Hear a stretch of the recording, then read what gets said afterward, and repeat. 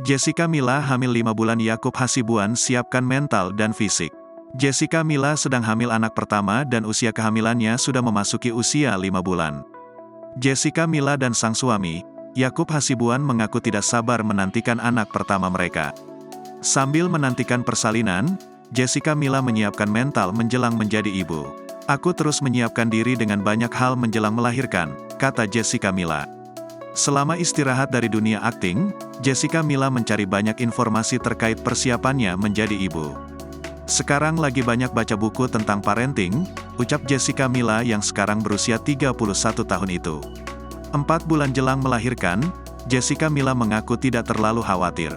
"Was-was sih tidak, banyak cari informasi tentang kehamilan di banyak referensi," kata Yakub Hasibuan.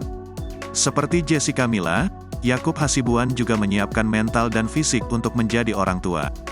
"Saya sudah nggak sabar menantikan kelahiran anak," ujar Yakub Hasibuan. Selama kehamilannya, Jessica Mila merasa aman dan nyaman karena Yakub Hasibuan selalu menemaninya.